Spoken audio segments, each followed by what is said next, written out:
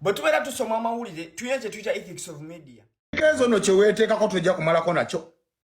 Sipiiki ya Bobi Wine ekyayogeza abamu obwama munange esaidi eno woono chicken avuddeyo nakakasa munange omukulu Bobi Wine okuba omugezi banange esaidi eno we yali ate wali ku NBS munange ate TV esaidi eno ate nga munange wali Norbert Ivetsi munange atabukidde mwana mulenzi munange ate Eddie Kenzo ulira ate munange byali omugamba banange esaidi eno bigwera lodawa bambita Jaminati nsinzira ku Jaminati yugi ngenda kubeera atandika munanga ate wali ne mwana mulenzi munanga ate chicken avuddeyo wali bannange atendereza omukulu munange Bobi Wine nti nno yakozesa obukugu munange wali mu interview nga bamu interviewinga wali juga nti nno omukulu Bobi Wine yali wali ate ku NBS TV ku programu munange ate Barometer esaidi eno eyayogeza abamu obwamma munange esaidi eno sigenda kubeera nga ndwawo munange kansooka ate mbikuwe ate masa wonjije. Bwe tubeera tusoma amawulire tuyina kye tuyita ethics of media.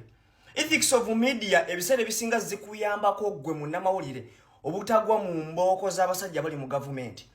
Bagenze ne bakwata kungu ne bamuwa His Excellency Bobi Wine president wa NUP. Jukira kungu munnamawulire ya preservinga mulimu gwe naye Bobi Wine tayagala kubimanya. Tayagala kumanya oli journalist. Kati kungu bagenze ne batuuka ku mboozi ya General Muhoozi. Of course, General Muhoozi nga gwe munnamawulire toyina kwogera kibi ku General Muhoozi. Ate ne guest gwe waleese mu office oyina okumakinga sure omukugira nnyo okwogera obubi ku General Muhoozi kubanga embooko bwebeera bazikuba tebazikuba Bobi Wine bazikuba gwe host. Kakati wano wabadde firimu. Naye kati ebyo bya kiseera ekyo saawa zino twogera ku nsonga eziri serious ez'eggwanga. Sabira tebiri serious bino byawandiika bino. Ogumwenge naawe. Well, honorable.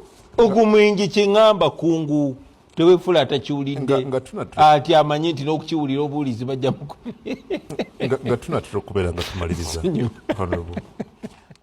Bwekyo no munanga ate bwekitambudde esaidi eyo era nga wenti wenkoze ate okucheckinga ate ku mwana mulenzi munanga ate Bobi Wine ebiri mu kutradinga oba ebiri mu kutambula munanga ate eruyeyo kati kankujjeyoko ate nkutegeezeko esaidi eno Norbert Ivetsi munanga avuddeyo wali n'atabukira mwana mulenzi munanga ate Eddie Kenzo bannange bigenda kuggwera ddawa sigenda kubeera nga nonzalonza wabula ngenda kubeera nga nkakuweerawo akatambi kano ate njije maaso Kenzo no kye weeteekako tojja kumalako nakyo.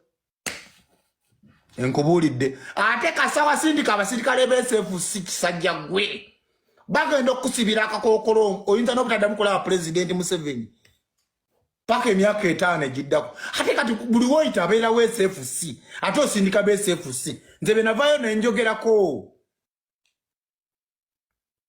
kati byali bukunwanyisa kubanga abantu be bankubira amasimu be yakubira nga yabagamba Norbert omuvubuka namukola ki lwaki anjogerako nze nakugamba osindika omusirikale wa SFC bali bakama bange kati kankubuli okuva n'olwali otegeere bali bakama bange. An embarrassment to one of us is an embarrassment to all of us. How do you embarrass a soldier of SFC? Do you know an elite special forces command force?